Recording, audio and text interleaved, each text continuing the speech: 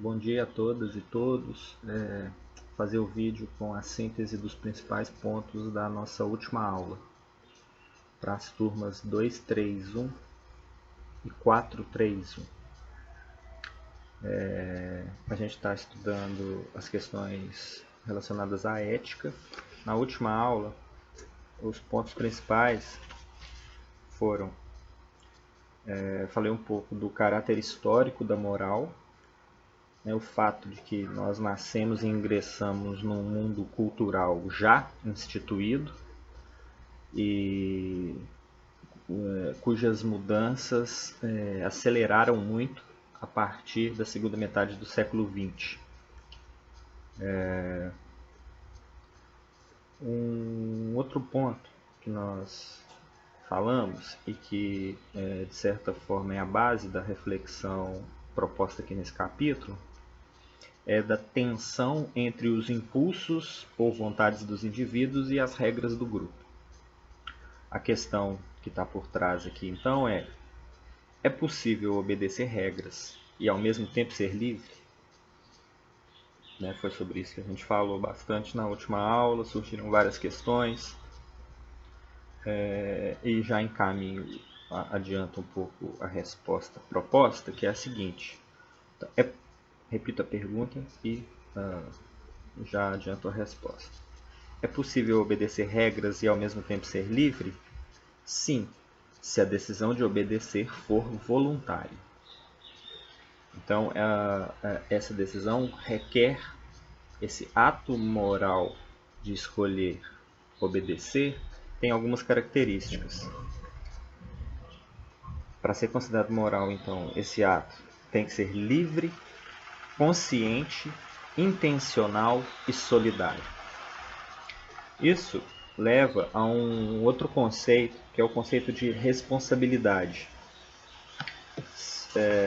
Essa noção de responsabilidade é que permite um juízo geral sobre as ações de determinados indivíduos. Leia um trechinho do nosso texto, na página 165, item 5, diz o seguinte: responsável é a pessoa consciente e livre que assume a autoria de seus atos, reconhece-os como seus e responde pelas consequências deles. Por que é importante? Dos motivos de ser importante é que é uma das bases do direito, Você só pode imputar culpa a alguém contanto que essa pessoa seja considerada responsável. Aquele que não é responsável pelos seus atos aí é um termo jurídico, inimputável. Não pode ser punido. Exemplo, algumas pessoas que portam com problemas psiquiátricos, pessoas sob um choque muito grande e praticam uma ação influenciada por aquele choque. Isso, então, torna inimputável, ou seja, não responsabilizado pelos atos. Então, essas são exceções. O que a gente está vendo aqui é o que tem a ver mais com a regra comum. Por que a noção de responsabilidade então é importante? Porque através dela cria-se um dever, que é o dever de agir bem em relação ao grupo. Aí aqui volta aquela questão: como é que eu vou, se as regras do grupo são opostas ao meu impulso, à minha vontade, como que eu posso obedecer e ao mesmo tempo ser livre? Então, para aprofundar um pouco mais na resposta para essa questão, a autora lembra que essa noção de obediência a uma regra com a qual você concorda é o que permite manter essa noção de liberdade. E um fato importante aqui é que a obrigatoriedade de agir de uma maneira ou de outra não é forçada exteriormente. Esse é o ponto principal. É uma conclusão individual. O indivíduo, por ser racional e conseguir entender, introjetar a ideia de que ele deve agir de uma determinada maneira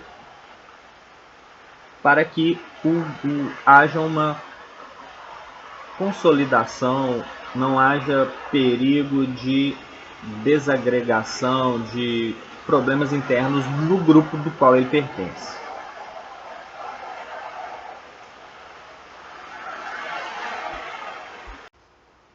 Uma outra questão que foi abordada é o problema sobre a possível fundamentação da ética.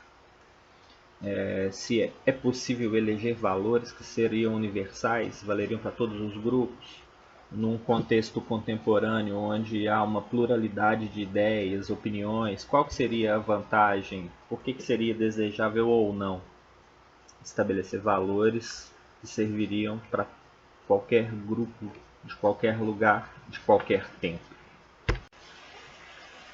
Para falar disso, eu abordei um pouco a noção de direitos humanos, que eu retomarei nas nossas aulas seguintes, que eu acho que dá para detalhar um pouco mais essa questão. Ok? Então esses foram os pontos principais da nossa última aula, e na sexta-feira agora, dia 5, eu vou falar sobre os tópicos seguintes. Em geral, falar da noção de ética e como que essas reflexões éticas são aplicadas na sociedade. Às vezes a gente fica parecendo que a reflexão filosófica não tem uma aplicabilidade prática, não que precise disso para ter valor, mas há também essa aplicação prática. Uma das áreas da filosofia onde isso fica mais evidente é na ética. Esse é o assunto da nossa próxima aula. Depois eu vou fazer um vídeo chamando atenção para alguns pontos para vocês, para facilitarem a leitura. Então é isso, bom dia.